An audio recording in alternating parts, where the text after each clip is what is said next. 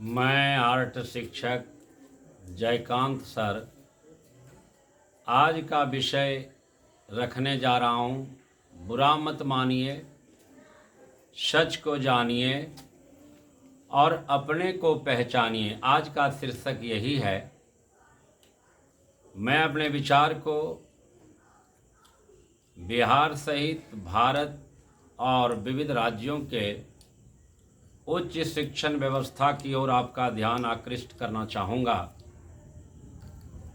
Inter के बाद की जो सामान्य उच्च शिक्षा और प्रौद्योगिकी युक्त उच्च शिक्षा, जिसमें आप इंजीनियरिंग, डिप्लोमा, बीसीए आदि शिक्षाएं ग्रहण करते हैं और उसके साथ साथ अपनी उच्च आकांक्षाओं को पूरा करने के लिए नौकरी की तैयारी करती हैं, कंपटीशन सेंटर जाते हैं आप। वास्तविकता में कहूँ तो अभिलाषाएं, सपना देखना, अभिलाषा रखना, इच्छा को उच्च प्रकाष्ठा तक ले जाना, इनमें से कोई भी बुरी बातें नहीं हैं। मनुष्य की आकांक्षाएं अन्य प्राणियों की अपेक्षाएं बहुत अत्यधिक है, लेकिन आपको वास्तविकता की धरातल पर आना पड़ेगा।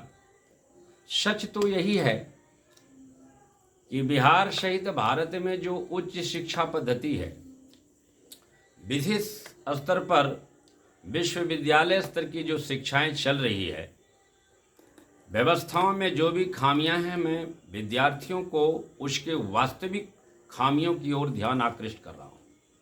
सभी के योग्य नहीं होता, इस यथार्थ को पहले समझिए।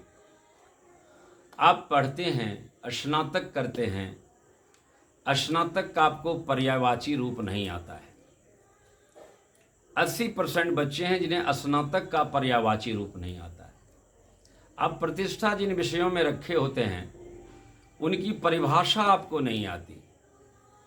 आपसे अगर पूछा जाए इतिहास क्या है, राजनीति शास्त्र क्या है, समाज शास्त्र क्या है, मनोविज्ञान क्या है, भूगोल क्या है, तो आप उसका डिफिनेशन देने में हिचकिचाते हैं, आपको समझ में नहीं आता है।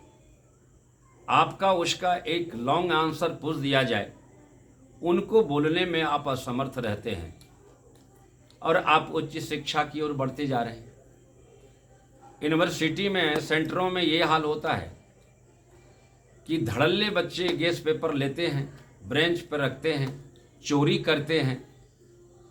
स्थिति इतनी शर्मनाक होती है कि अगर गैस पेपर गिर जाए तो कभी कभी प्रोफेसर साहब भी गैस पेपर उठा करके दे देते हैं, लो लिखो आराम से। तो आपको तो बड़ी खुशी होती है कि आपने डिग्री प्राप्त कर लिया, सफलता आपको मिल गई, आप ग्रेजुएशन कर गए। कभी अपने आप से पूछ के देखिए ना कि जब आप 4-5 प्रश्न को जो निश्चित होता है उसी से आना है, उसे रट राट करके भी अगर आप स्वयं से पास नहीं कर सकते, तो फिर आप आगे कंपटीशन क्या करेंगे? बिल्कुल आप नहीं कर सकते, क्योंकि आपके अंदर योग की क्षमता नहीं है और आप उस ओर ध्यान आकृष्ट करना नहीं चाहते हैं। अमूमन 70% के आसपास उच्च शिक्षा में विविध क्षेत्रों में जाने वाले बच्चों की यही हाल है। पैसे के बल पर डिग्रियां प्राप्त कर लेते हैं और सरकार पर दबाव बनाते हैं। जी मैं शिक्षित बेरोजगार हूं, मुझे रोजगार चाहिए। शिक्षा का मूल अर्थ तो पहले आप समझिए। शिक्षा का मूल अर्थ क्या है? ज्ञान का उपार्जन करना, और जिन्हें ज्ञान हो गया तो वो धन का उपार्जन करेगा। संस्कृत में एक पंक्ति कही गई, श्लोक है, सत्येन रक्षते धर्मो विद्या योगेन रक्षते मृज्या रक्षते रूपम कूलम वृतेन रक्षते। योग करने से ज्ञान की प्राप्ति होती है, तो विद्या रूपी योग करेंगे तब तो विद्या रूपी रत्न की आपको प्राप्ति होगी। अगर विद्या धन से खरीदा जाता तो प्यारे बंधुओं, मेरे छात्रों, मैं आपको विश्वास दिलाता हूं, ये दुनिया में जितने भी धनी आदमी हैं, और उसको छोड़िए दुनिया के अन्य धन, बिल गेट्स से ही सारे विद्या को खरीद लेते। सरस्वती माँ उसकी दासी हो गई रहती, अब वो जो चाहते वही सरस्वती माँ करती। ऐसा तो नहीं है कि कोई अमीर सरस्वती को खरीद करके कोने में कैद कर दे, यह संभव नहीं है। धन के बल पर सरस्वती को आप कैद कर दें, यह संभव नहीं है। तो इसलिए बहुत सारे बच्चे कंपटीशन करते हैं। मैं हतप्रद हूं जी। मैं सोचता हूं वो कंपटीशन सेंटर जाते हैं, साल भर तैयारी करते हैं और 70% बच्चे को कंपटीशन का स्पेलिंग नहीं आता है। बताइए वो कौन कंपटीशन निकालेगा? आप कैसे कंपटीशन करेंगे? वो मेरा फलाना रमेश जा रहा है, अशोक जा रहा है, महेश जा रहा है, तो मैं उससे कम क्या हूं? मेरे पिताजी को भी पैसा है, मैं भी सेंटर में जाऊंगा, मैं भी तैयारी करूंगा। और एक परसेप्शन बन गया कि भागलपुर में कुछ नहीं है, पटना चलें, और पटना वाला कहता है पटना में कुछ नहीं है। दिल्ली चलें, और दिल्ली वाला कहता है दिल्ली में कुछ नहीं है। बम्बई चलें, और बम्बई में जो है वो कहते हैं भारत में कुछ नहीं है, चलो विदेश। कमाल की स्थिति बनी हुई है। अपने आप को पहचानिए, अपने को जानिए कि आप किसके योग्य हैं और किस स्तर की तैयारी आपको सफलता देगी। जब तक जानेंगे नहीं तो कुछ नहीं। एक उदाहरण के साथ मैं आपको बताता हूं कि मैं पठन पाठन करवाता हूं। तो मैंने एक विद्यार्थी से बड़ा सहज भाषा में पूछा। उन्होंने कहा कि जी मैं ऑनलाइन मेरा नाम आ गया, मैं जा रहा हूं नामांकन कराने के लिए स्नातक में। तो मैंने कहा कि जी आप किस विषय में इज्जत लेके आए हो? वो हतप्रद हो गया। बोले सर इज्जत तो हम किसी का नहीं लिए। बोले भाई किसी का लिए नहीं, हम तो ये पूछ रहे हैं किस में इज्जत लेके आए हो। उसे ये मालूम ही नहीं है कि प्रतिष्ठा का अर्थ इज्जत भी है और प्रतिष्ठा का अर्थ सम्मान भी है।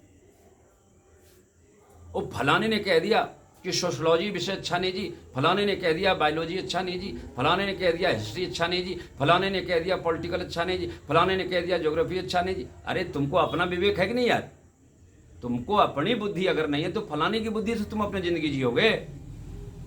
तो जब तक आप बेस को नहीं बनाओगे, जब तक आप अपने को नहीं पहचानोगे, तो सिर्फ दूसरों की निंदा करते ही रह जाओगे और आपको सफलता मिलने वाली नहीं है।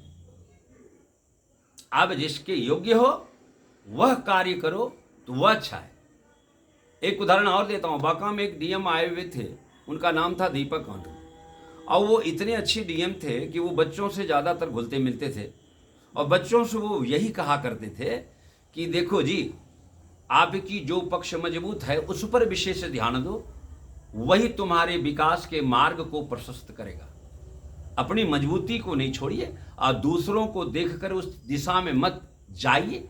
आपको जो समझ में आती है वही चीज आपके लिए कारगर होगा।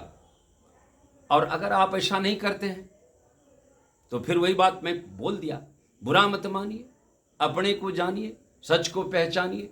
ये बात आपको समझ में आ जाएगी, आप जीवन में सबसे सफल इंसान होंगे।